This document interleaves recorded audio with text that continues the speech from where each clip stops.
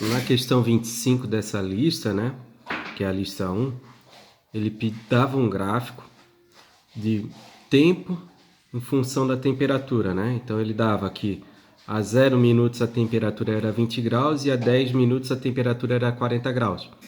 E pedia para determinar a coordenada de um ponto C dado que o tempo era 5 minutos na letra A, o tempo era 6 minutos na letra B, e na letra C ele perguntava em qual momento, em qual tempo ele atingiria 36 graus. Para resolver as três, eu usei essa razão de proporção aqui, AC sobre AB, onde C é um ponto entre A e B. Tá? Então, na letra A, que pedia qual a temperatura quando o tempo atingir 5 minutos. Eu vou ter os pontos A, 0 e 20, o ponto B, 10 e 40 e o ponto C, 5 e Y. Já que o tempo é a coordenada x do gráfico. Então, nesse caso, eu sei que o x do C é 5. Eu falta calcular o y do C, que corresponde à temperatura. Então, usando a razão de secção, primeiro usando as coordenadas x do ponto ABC, eu sei que a razão de secção é 1/2. Então, sabendo que a razão de secção é 1/2, agora eu vou aplicar ela para calcular o y do ponto C.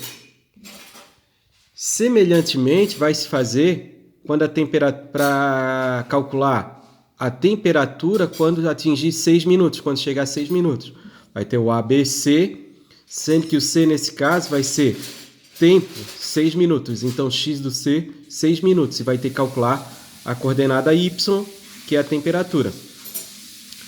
Já na C, ele pediu para calcular em que momento, em qual tempo atinge 36 graus.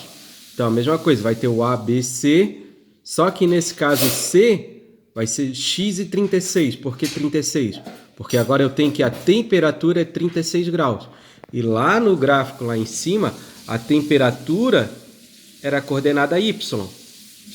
Então, nesse caso, como ele dá o valor da temperatura, eu vou ter que y do ponto C vale 36 graus. Então, na A e na B, eu comecei pela relação com as coordenadas x.